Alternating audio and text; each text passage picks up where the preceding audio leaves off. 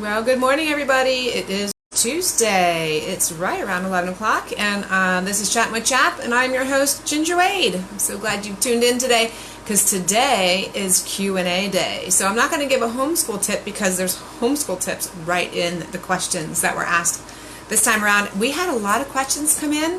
Thank you, everyone who's writing in and asking questions. I'm so glad to share the answers because I'm sure there are more people out there than just you who wrote in the answer who have the same question. So I'm glad that you did that. So I'm looking forward here to share some answers with you today. So let's just jump right on in. Okay, so our first question today, you know what I just realized? I have my heater on, so that might be loud for you guys. I'll turn it off.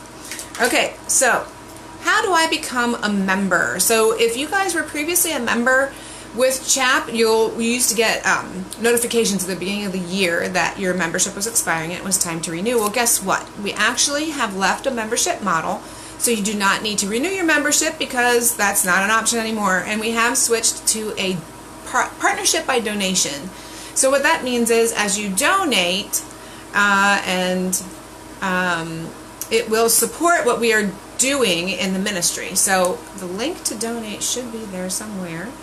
And it's at chaponline.com/donate. And what that does is you have three options. You can choose to support our annual fund. You can choose to support the scholarship fund or the CHAP Foundation, which helps homeschoolers in need. So when you do donate, that gives us the opportunity to continue what we're doing, to have more conventions, maybe host more events in the future, to continue to give scholarships, to continue to support those who are in financial need and are homeschooling. So please consider donating today. We really, really appreciate your support. And thank you to all who are currently donating. We couldn't continue to do what we do without your support. So thank you very much. So that's what's going on with membership. Question number 2 was very interesting. I had a mom contact me and ask how you have a student's research paper published. Never had this question before, so I asked around a little bit, and there are some, if you do a Google search, you can, or a DuckDuckGo search, you can find some places that publish papers. Now, keep in mind, they might not, there's different types of places. You have to check out value systems if you're concerned about where it is that papers would get published. There is a question about the research that was done and the quality of the research done in order to get it published. So that was a very interesting question. It's something that I thought, well, maybe CHAP should have a page to support people who would like to post their research papers. I think that would be great. But as always, these new ideas need volunteers. So if someone out there thinks helping CHAP to put out research papers of students, if that sounds like a good idea, let us know, because we can help you get started as being a coordinator for that for us. That sounds like a really cool idea. But if anyone out there who's listening has a good lead for where to have a paper published, a research paper published, post it in the comments or message us, and I will share that. So thanks. Question number 3. Is CHAP hosting a lobby day? Believe it or not, this kind of surprises me. I've had a few people ask me this question. So I don't know if there's somewhere that says that CHAP is having a lobby day, or if it's just there's renewed interest in being involved in the Capitol, involved in lobbying our legislators and making sure they know who the homeschool community is and what our desires are. I think it's great that there seems to be more interest, but unfortunately we are not hosting a lobby day. We do not have a leader to get us started with that. There are oodles of things you could do at a lobby day. We are connected with other state organizations who do them, so we could easily get ideas from other places if there's someone who'd like to organize that for us. So again, if you are interested in starting a lobby day here through CHAP to being our point of contact and someone who puts together, what we're going to be doing, or have a team that helps you put together things and get us up there in the Capitol, we would love to talk to you. So please message us. We would like to hear from you and get things going. I do have other people interested in being involved legislatively and being involved in that sort of thing. Just I don't have a leader yet. So please let us know. We'd like to hear from you. Question number 4, who chooses the articles in the e-news? So if you get the e-news, you will notice that there are a list of articles of homeschooling in the news. So this is kind of like, I want to say an arbitrary list, but we get in information on what's going on out there in the world of homeschooling. And for the most part, we are able to read through all the articles. So every once in a while, we might post one on there that we didn't skim through thoroughly. And so you might be like, wow, why did they post this one? Well, as I've been saying the whole podcast so far, we are looking for someone to help us organize those articles. We get them in, we put them in our e-news and try our very best to get them read over, but would really, really, really help to have more eyes to be looking over these articles and say, yeah, this one's good, this one's not, this one's good, and to compile a list for our e-news. So if that is something you like to do, if you like to read homeschool in the news articles, please, by all means, let us know. Let us know. We would like to have someone help out with that. That would be great. And if you'd like to be the e-news editor who actually puts them together, we'd like to hear from you too. So that would be very helpful to us. Okay, number 5. Is there group pricing for convention? In the past, we have not had group pricing for convention, but it has been a recurring question. So it is something that the convention team is actually looking into for this year. Not quite sure what it's going to look like or if it will happen, but don't hesitate to write in and ask in a little bit. I think our convention registration is going to go live in February at some point. So that will be worked out in the next few weeks. So keep your eyes posted for convention registration getting open and started, and then you can find out if there will be group pricing. I can also let you know here. I actually don't have that information at this point, but we are looking into it. So thanks for asking. Okay, number 6, I've been getting this one a lot too because people are thinking about graduation. Is CHAP hosting a graduation? If you didn't know, once upon a time at graduation, CHAP would host a graduation on Friday evenings. And we had caps and gowns and the whole thing and had a speaker and it was a great little ceremony. Unfortunately, our lead volunteer for graduation had to move on to other things. So we do not have someone to lead that up. We do still have the caps and gowns. We, of course, have the space to do it, but no one to get it organized for us. So if you would like to head up graduation for CHAP, we would love to have your hands to help us get that organized. Wouldn't have to be this year, could be starting next year, but it is a blessing to come together from all over the state and see our seniors graduate. So if you would consider being that person, that would be wonderful. We would be really grateful for your help. But unfortunately, we are not having graduation. I do want to suggest that you look, if you're in a co-op like I am, the moms of graduating seniors typically just get together and create our own graduation ceremony. If you're not in a co-op, you just might want to reach out to other homeschoolers in your neck of the woods and see if they would like to do a graduation ceremony together with you, or if you could join a co-op if they already have one. There's also a place called Chalk near us. It's not a place. It's a group, it's like an umbrella group over the co-ops here in Lancaster County, and they hold a graduation for many students across the county. It's not just for one co-op, but they've been doing that for years. So if you're in the Lancaster area, of course, you need to join them early on in the school year. So it wouldn't work for this year, but maybe next year. So that is an option for graduation too. But if you'd like to be CHAP's graduation coordinator, please let us know. That would be wonderful. Question number 7. This is our second last question of the day. We have folks that write in every once in a while who need support with homeschooling, but their first language is Spanish.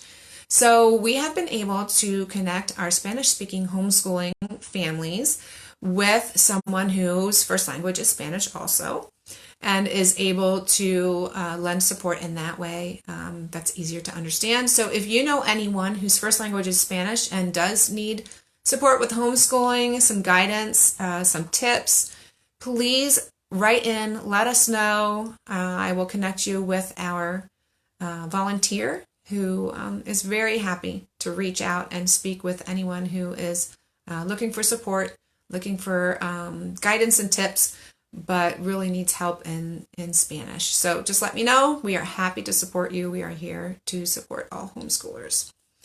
Last but not least, this one's a little bit longer of a answer. So this was last. I got some questions about testing. A few different questions about testing came in.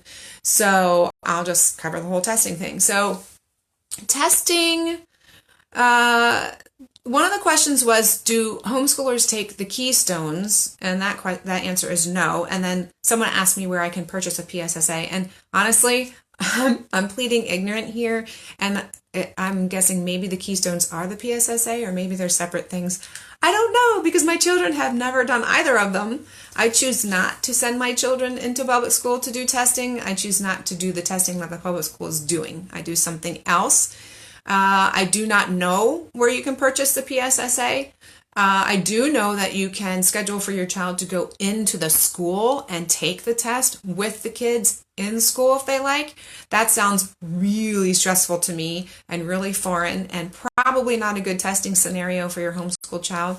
If your child has been in public school and just came out, and they're very familiar with the people in the surroundings, it might be a great choice for you.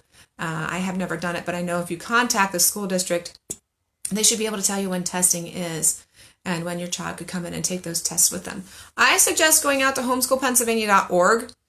Check out our testing page. If you search for testing, you will find our page that lists all the accepted tests on that webpage right there, all the ones that are an option. I know recently I suggested going out to academicexcellence.com and checking out the CAT.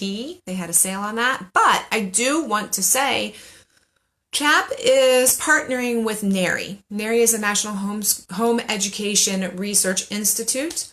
They have been around for 30 years. They do all kinds of research to show how successful homeschooling is.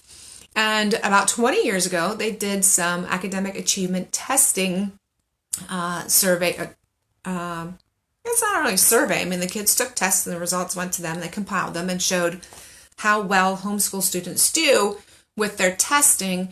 So they would like to get new data. It's time for new data. 20 years is pretty old data. So we are partnering with them and BJU Press to do the Iowa tests with our students, grades 3, 5, 8, and any age that would be willing to take the test if you are really wanting to get some good numbers in there for homeschoolers to show that homeschooling is a really great, viable way to educate your children. Please consider joining us in this academic survey. It's Academic Achievement Study is what they're calling it. So if you go to chaponline.com, on the main page there, we have a banner of graphics. And there's 3 graphics rotating right now. And one of them is about this Academic Achievement Study. So you can click on there and get information about it. I did try to sign my kids up the other day, and they're not quite ready with the testing dates yet. But you can have that information and check it out soon with them. It will happen sometime this spring. But if you would consider doing that achievement study, if you need to do testing this year, even if you don't and you just want to support the research that is going on, please consider doing it. We would love to have you participate in that. And NARI would be very grateful. The folks at NARI would be very grateful to have lots of data to compile and share about the successes of homeschooling. So that is what I had to share about testing. I did do some other Chattin with CHAP episodes about testing. If you want to do a search on Facebook here or on the podcast, you'll be able to find the testing podcast that I shared before. Really, it's no sweat, moms. Any of you out there who have not done the testing before, I know in public school there's a lot of stress and pressure with testing. That does not exist in the homeschool arena. Really, the testing you need to do for your children in 3rd, 5th, and 8th is really, it's just a touch point. It's kind of to verify what you probably already know with your children, and it's not a stressful situation. So please don't make that a point of stress in your life. It's really not a big deal. But again, if you would like to support the Academic Achievement Study, please consider doing that. We would love to have you take part in that. So that is all I had for today. If you have any other questions, please do not hesitate to write in to us. We have a contact form at chaponline.com. You can comment here below on this video. You can send us a Facebook message through Messenger. We'll be happy to answer you privately. And then if it's something that I can share, like the questions that I answer here, I will do so that others know the answers too, because I'm sure there's other people out there with the same questions that you have. So I'm glad that you tuned in. There was another question that came in that was how to start a co-op. And that one is lengthy. I think I will actually make that a different episode to share with you alone. Just how to get one going, or the different, there's so many different options that I don't want to kind of jam it into this. We'll fit it into its own episode soon. So thank you for tuning in today. I'm very glad to have met with you. And next Tuesday, let's see, we are going to be at the end of January. The end of January. Wow. So yeah, we'll be meeting up again, talking about some more things. Not sure if it'll be this co-op episode or not. We'll see. But I have some interviews coming up in the coming months. One on mentoring, one with Rick Green, who's going to be our keynote speaker at convention. I have one with a representative from Generation Joshua, who's doing our teen track at convention, and possibly someone else from convention who will be speaking too. So I'm really excited to bring these folks to you, so you can chat with them and learn about them too. So we will see you next week. Love the time that you spend training your children to follow Christ in all of life. And we'll meet you back here next Tuesday. Bye-bye.